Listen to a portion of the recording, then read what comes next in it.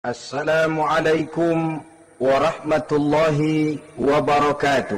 Waalaikumsalam warahmatullahi wabarakatuh. Alhamdulillah, alhamdulillahil jabbaril qahhar, al-azizil ghaffar, khaliqil jannati wan nar. Wassalatu wassalamu ala sayyidina Muhammadinil mukhtar wa ala alihi wa ashabihil adhar, amma ba'd. Saudara-saudara kaum muslimin rahimakumullah, surga dalam Al-Quran selalu disebut dengan kata-kata jannah, yang wujudnya surga itu sesungguhnya merupakan suatu tempat di akhirat nanti, yang di dalam tempat itulah Allah akan memberikan balasan berupa kenikmatan yang tiada terhingga kepada hamba-hambanya yang soleh, yang bentuk kenikmatan itu dijelaskan Allah dalam hadis kursinya, a'dadtu li'ibadiyas salihin ma la aynun ra'at wa la uzunun sami'at wa la khatar ala qalbil bashar. Aku sediakan buat hamba-hambaku yang soleh satu kenikmatan yang belum pernah dilihat oleh mata, belum pernah terdengar oleh telinga, dan belum pernah terdetik dalam hati manusia tentang kenikmatan yang semacam itu. Jadi kalaupun dalam banyak ayat-ayat Al-Quran Allah menggambarkan tentang surga yang di bawahnya mengalir sungai-sungai, jangan disamakan dan dibandingkan dengan sungai yang ada di dunia ini. Kalau surga bercerita tentang pohon dengan segala buah-buahnya, jangan samakan dengan pohon dan segala buah-buahan yang ada di dunia ini. Kalau surga bercerita tentang istana, tentang tempat tidur, tentang permadani dan sebagainya, seluruhnya tidak sama dan tidak bisa disamakan atau dibayangkan dengan yang kita hadapi dalam kehidupan di dunia ini. Di sanalah manusia akan menemukan kehidupan yang hakiki, yang sebenar-benarnya, yang tidak akan pernah berubah untuk selama-lamanya. Adapun kehidupan di dunia ini, boleh saja kita katakan kehidupan yang kamuflase, fata morgana, atau dalam bahasa agama sering disebut dengan kehidupan khayali. Ia berubah, ia bertukar, ia berganti oleh pergeseran masa dan pertukaran waktu. Kita jadi orang kaya di dunia, bagaimanapun kayanya kita, kekayaan itu tidak lain adalah kekayaan khayali namanya. Hari ini dia kaya, besok dia boleh jatuh bangkrut. Tengoklah orang-orang kaya di dunia ini, yang tidak cuma sekedar memperkaya diri untuk dirinya sendiri saja, tapi kadang-kadang sudah mempersiapkan untuk anak-anaknya, untuk cucu-cucunya, untuk iparnya, untuk besannya, pendeknya untuk seluruh keluarganya. Tidak cukup harta cuma untuk 1, 2, 3 bahkan sampai 7 keturunan. Tidak cukup dengan uang miliaran malah triliunan. Tidak cukup dengan punya tanah yang luas malah gunung dibeli, laut dibeli, langit pun kalau dijual mau dibeli. Sudah melampaui batas yang dinamakan kewajaran, dihinggapi penyakit rakus bin serakah alias tamak, lalu menghalalkan segala macam cara untuk mencapai harta, padahal itu tidak lebih dari bayangan khayali. Harta yang banyak itu mampukah menolak penyakit yang hendak datang? Harta yang banyak itu mampukah menahan tumbuhnya uban selembar di atas rambutnya? Harta yang banyak itu mampukah mencegah sebuah giginya yang hendak permisi? Dan pada akhirnya harta yang begitu banyak itu mampukah menolak kedatangan malaikat maut? Sama sekali ternyata tidak. Itulah kekayaan khayali namanya. Karena itu orang yang terbuka mata hatinya, dia tidak hanya mengejar kekayaan khayali ini, dia mengejar kekayaan hakiki yang terpendam di dalam kepribadian berupa al-akhlaqul karimah, akhlak dan budi pekerti yang terpuji yang menghiasi jiwa dan kehidupannya. Ada sifat sabarnya, ada sifat syukurnya, ada sifat qanaahnya, dan segala macam akhlak yang terpuji. Itulah kekayaan jiwa yang tidak bisa dinilai dengan materi. Kita punya pangkat, jabatan, kedudukan tinggi, pangkat apapun di dunia ini sesungguhnya tidak lebih dari pangkat khayali.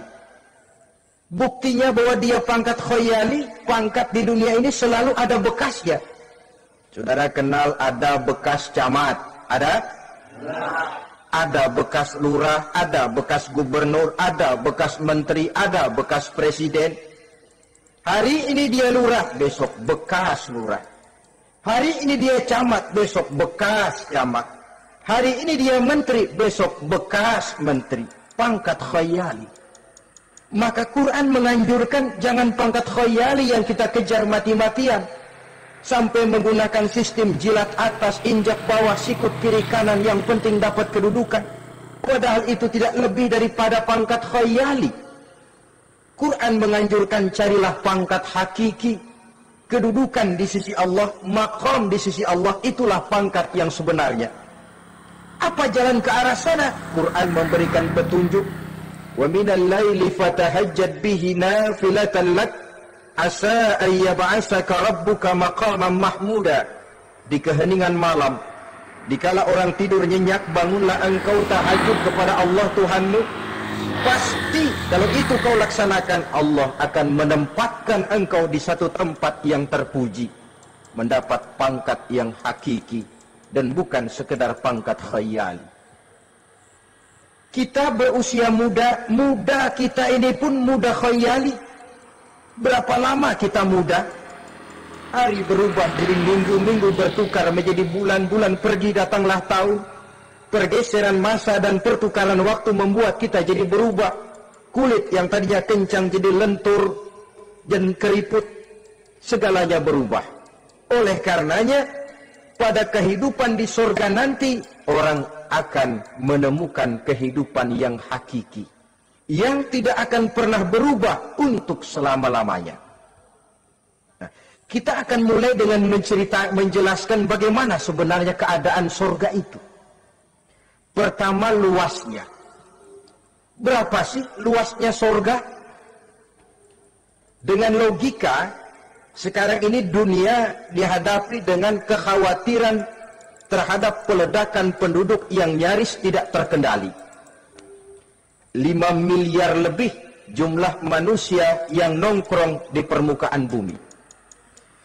Tapi sesungguhnya planet bumi yang kita tinggali ini cuma satu planet kecil dari 9 buah planet yang berada dalam sistem tata surya matahari yang lazimnya kita namakan galaksi. Selain tata surya matahari yang namanya galaksi itu, masih terdapat lagi galaksi-galaksi lain yang dengan sendirinya juga dikitari oleh planet-planet lain. Dan bumi kita yang kita tinggali ini, yang dihuni oleh tidak kurang 5 miliar manusia, hakikatnya cuma setitik debu di tengah angkasa alam yang luas ini. Oleh karenanya, di dalam surah Ali Imran ayat 173, ayat 133, Allah Subhanahu wa taala menjelaskan, "Wasari'u ila maghfiratin min rabbikum wa jannatin 'arduha as-samawati wal ardu u'iddat lil muttaqin." Bersegeralah kamu menuju ampunan Allah dan surga yang luasnya seluas langit dan bumi. Seluas langit dan bumi. Sedangkan langit oleh mata telanjang ini kan tidak pernah kelihatan. Yang nampak oleh kita biru di atas itu cuma batas titik pandangan manusia yang terjauh. Dan konon itu adalah refleksi sinar matahari yang menyentuh air laut, melahirkan warna biru. Sedangkan hakikat langit itu sendiri sampai hari ini belum terjangkau oleh kemajuan ilmu pengetahuan. Sejauh-jauhnya manusia pergi baru ke bulan. Mungkin dalam beberapa tahun mendatang dia akan pergi ke planet-planet Mars dan planet-planet lainnya. Tapi itu masih terbatas dalam sistem tata surya matahari atau galaksi kita ini. Belum lagi sampai kepada langit yang pertama. Surga yang disediakan untuk orang-orang saleh ini luasnya seluas 7 lapis langit dan bumi. Jadi saudara tidak usah berpikir khawatir di surga nanti kehabisan kapling.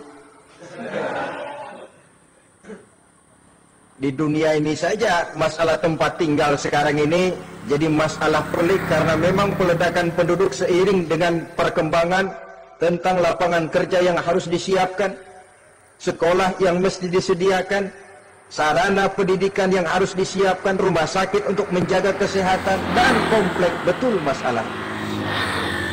Tetapi di surga nanti arduhas samawati wal ard, luasnya seluas 7 lapis langit dan bumi. Satu keluasan yang hanya Allah saja yang maha tahu tentang batas-batasnya. Itu tentang luasnya surga. Lalu bagaimana keadaan di surga? Apakah ada bangunan-bangunan, taman-taman, kebun-kebun? Tentu ada. Di surga ada kebun yang tanamannya berupa tumbuh-tumbuhan dan menghasilkan buah-buahan, yang buah-buahannya pun boleh dimakan oleh manusia, karena tidak akan pernah ada larangan lagi dalam kehidupan di sana. Dalam surah Ar-Rahman ayat 54 misalnya, kita dapati penjelasan dari Allah Subhanahu wa taala, wajanal jannataini dan. Begitu juga dalam surah Waqiah ayat 32 dan 33, Allah menjelaskan wa fakihatin kasiratin la maqtu'ati wa la mamnu'ah, dan di dalam surga itu terdapat buah-buahan yang sangat banyak sekali yang tidak pernah putus-putusnya, wala mamnu'ah, dan tidak dilarang untuk mengambilnya. Yang dimaksud la maqtu'ah, tidak terputus, artinya buah-buahan di surga itu begitu kita petik keluar lagi gantinya, dipetik lagi keluar lagi gantinya. La maqtu'ah, tidak pernah putus. Lainkan pohon di dunia ini hari kita petik keluar lagi kapan? Musim tahun depan, nungguin kita. La maqtu'ah, tidak pernah terputus buah-buahan itu, wala mamnu'ah, dan tidak terlarang untuk memetiknya. Adakah pohon pisang? Pohon pisang ada. Anggur banyak. Delima pun ada. Tetapi sekali lagi, bagaimanapun hakikat buah di surga cuma sama dalam nama, tapi lain dalam wujudnya. Nanti saudara pikir, di surga pisang, di sini juga banyak kalau cuma pisang mah. Di surga anggur, di pasar banyak anggur. Ini cuma nama yang sama, hakikatnya tentu berbeda. So kalau hakikatnya juga sama, ya nggak usah sampai ke akhirat, di sini pun cukup. Adanya nama-nama ini cuma untuk memberikan gambaran tentang buah-buah yang ranum, yang nikmat, yang lezat, dan yang digemari oleh manusia. Dan jangan heran, kalau di dunia ini biasanya pohon itu akarnya di bawah, buahnya yang di atas, maka di surga nanti terbalik pohon itu. Akarnya yang di atas, buahnya yang ke bawah. Sehingga orang nggak perlu tangga dan ngambil buah, tinggal metik saja, nggak perlu naik, nggak perlu manjat, nggak perlu bersusah payah. Saudara-saudara kaum muslimin rahimakumullah. Kemudian bangunannya bagaimana? Surga itu pun bertingkat. Di dalam Al-Furqan ayat 10, Allah Subhanahu wa taala menjelaskan, Tabarakallazi in syaa'a ja'ala laka khairan min dzalik jannatun tajri min tahtiha al-anhar wa yaj'al laka qusura. Maha suci Allah yang apabila Ia menghendaki dijadikannya untuk kamu yang lebih baik daripada kehidupan dunia ini, yaitu surga yang di bawahnya mengalir sungai-sungai, dan dibangunkannya untuk kamu istana-istana di dalam surga. Jadi bangunan di surga pun berbeda sesuai dengan amalan orang yang masuk ke dalamnya. Seperti halnya perumahan di dunia ini, ada yang masuk kelas Itu kan tidak sama itu. Ada pondok indah, ada pondok pindah. Sudah pondok pindah lagi. Kenapa bisa berbeda begitu? Ya tergantung kekuatan ekonominya. Makin tinggi nilai kekuatan ekonominya, makin mampu dia mendirikan istana di dunia. Tapi di surga nanti, yang bikin mampu bukan ekonomi. Yang bikin mampu adalah amalan pada waktu hidup di dunia. Makin banyak amalnya, dengan sendirinya makin baguslah istananya di surga. Tetapi yang namanya surga, dapat empernya juga sudah lumayan betul itu. Seemper-empernya surga masih jauh lebih baik daripada sebagus-bagus istana di dunia ini. Taj Mahal, bangunan yang mengagumkan. Istana Raja Persia, bangunan yang menggiurkan. Sehebat-hebatnya istana dunia, masih jauh lebih mending empernya surga. Konon ya, menurut satu riwayat, baunya surga itu sudah bisa dicium 40 tahun perjalanan. Menurut riwayat lain, 500 tahun perjalanan. Menurut riwayat satu lagi, 70 tahun perjalanan. Baunya surga sudah dapat dicium oleh manusia. Saudara-saudara kaum muslimin rahimakumullah. Nah, di dalam bangunan-bangunan surga itu, seperti halnya terdapatlah kamar-kamar ghuraf dalam istilah Quran itu, yang juga berisi divan, ranjang, tempat-tempat tidur yang indah-indah, dilengkapi dengan kasur-kasur yang tebal dan empuk, bantal dan permadani yang daripadanya bertahtakan emas. Terulah tempat tidur paling menggiurkan kita zaman sekarang ini yang namanya Dunlopillow atau Alga Spring Bed. Sejauh itu bayangan kita menggambarkan masih belum apa-apanya ketimbang tempat tidur yang ada di surga itu nanti. Saudara-saudara kaum muslimin, apakah juga penduduk surga makan, minum, memakai pakaian? Iya. Mereka akan beroleh gelas, piala, kendi, cerek, dan piring-piring yang terbuat dari emas dan perak. Tentu tidak usah gambarkan lagi macam emas dan perak di dunia. Emas dan peraknya akhirat, saudara-saudara. Tetap saja mala ainun ra'at, wala uzunun sami'at, wala khatara fi qalbil bashar.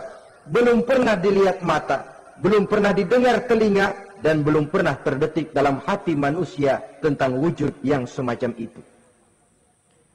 Apa pakaian mereka? Pakaian penduduk surga dari sutra yang lembut dan tebal, berwarna hijau. Kemudian saudara-saudara, sungai juga mengalir di sana. Mata airnya antara lain berwarna jernih, ada yang air susu, ada yang sungai madu, ada yang khamar atau sungai arak, dan penduduk surga boleh meminumnya. Tidak ada larangan sama sekali. Timbul pikiran konyol, kalau di surga orang pada minum arak, apa banyak yang teler di surga? Ya tentu tidak. Sebab di sana saya katakan tadi kehidupan yang hakiki. Segalanya diperbolehkan, segalanya dipersilahkan. Nah, kalau untuk masuk ke surga itu apa melalui pintu? Memang melalui berbagai macam pintu. Dan ada pintu-pintu khusus yang tidak boleh dimasuki orang lain. Sayyidina Abu Bakar Siddiq radhiyallahu anhu pernah bertanya tentang hal itu kepada baginda Nabi. Ya Rasul, apakah di surga ada pintu-pintu khusus? Ada, Abu Bakar. Ada di dalam surga itu pintu yang namanya Rayyan. Tidak boleh masuk ke pintu itu melainkan orang-orang yang puasa. Orang-orang yang rajin puasa, mereka akan masuk ke surga melalui satu pintu yang dinamakan Babur Rayyan atau pintu Rayyan. Ada pintu jihad, yang masuk lewat itu hanya mereka orang-orang yang waktu di dunia sepanjang hidupnya berisi jihad, menegakkan dan meninggikan kalimat Allah. Ada Babur Sedekah, pintu yang hanya boleh diliwati oleh orang-orang yang rajin bersedekah, ringan tangan dalam memberikan bantuan kepada orang-orang yang memang memerlukannya. Dan setiap orang melalui pintu yang sesuai dengan amalannya masing-masing. Ketika itu Abu Bakar bertanya, ya Rasul, Apa ada orang yang dipanggil dari tiap pintu? Tiap pintu manggil dia. Kata Nabi, ada Abu Bakar, dan saya doakan kau masuk salah satu di antara orang yang dipanggil dari tiap pintu. Ini orang multi komplek ini. Puasa, dia ahli puasa. Soal jihad, sepanjang hidupnya dia jihad. Sedekah memang tangannya pemurah. Tahajud memang tiap malam. Sementara itu akhlaknya luhur. Tiap pintu manggil dia. Dalam hadis ada juga perempuan yang bernasib baik, dijelaskan oleh Nabi, "Iza shallatil mar'atu khamsaha wa shamat shahraha wa hafizat farjaha wa ata'at zawjaha qila laha udkhuli min ayyi abwabil jannati syi'ti." Apabila seorang perempuan dia kerjakan salat yang 5 waktu, dia puasa di bulan Ramadan, dia jaga kehormatan dirinya, kemudian dia taat kepada suaminya, di akhirat nanti dikatakan kepada perempuan tadi, "Wahai perempuan, udkhuli min ayyi abwabil jannati syi'ti." Masuklah kamu ke dalam surga dari pintu mana saja yang kamu mau. Disuruh pilih, saudara-saudara. Nah, kalau kita waktu di dunia ini tidak ada keistimewaan amal, bingung mau masuk pintu mana. Ramadan puasanya kayak gendang. Depan doang sama belakang, penutupan sama pembukaan, peserta kehormatan. Tengah-tengahnya kosong. Nanti mau masuk pintu royal, ditanya, ini pintunya orang yang puasa. Kamu puasa Ramadan? Puasa juga sih. Puasa juga sih bagaimana? Iya, pembukaan sama penutupan. Tengahnya kosong, nggak bisa lewat pintu sini, cari pintu lain saja. Mau masuk kita lewat pintu jihad, ditanya lagi, kamu lewat sini apa merasa pernah berjuang membela agama waktu di dunia? Mau lewat pintu sholat, apa kau termasuk orang yang konsekuen menjaga sholat? Bersyukurlah kita kalau tiap pintu memanggil. Kalau tidak, adalah salah satu amal kita yang menunjukkan keistimewaan kita. Karena itu beramal nggak perlu banyak, yang penting rutinnya, istiqomahnya. Ahabbul a'mali indallah adwamuha wa in qalla. Amalan yang paling dicintai Allah yang dikerjakan secara tuntas walaupun tidak banyak. Saudara baca ayat Quran nggak banyak, satu malam cuma 3 ayat, tapi rutin tiap malam 3 ayat, tiap malam 3 ayat. Itu lebih dicintai Allah daripada sekali ngaji 1 juz, terus 3 bulan nggak ngaji-ngaji.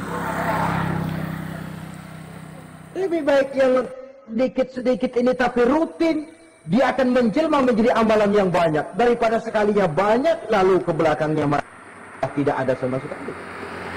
Hendaknya ada amalan-amalan kita yang menunjukkan keistimewaan dan kelak akan menjadi pintu yang kita tempuh di surga nanti.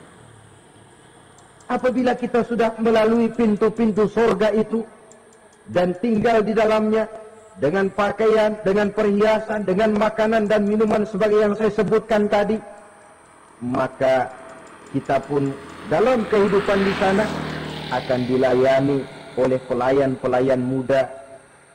Yatufu alaihim wildanun mukhalladun. Pelayan-pelayan yang muda itu keliling melayani apa keperluannya dan tidak pernah tua pelayan itu. Sebagaimana kita pun tidak akan pernah tua. Pendeknya sudah jadi king of king di surga itu. Jadi raja di raja. Fasilitas serba cukup, apa yang kita mau tersedia, tidak ada larangan dan pelayan seperlunya diberikan kepada kita. Nah, bagaimana keadaan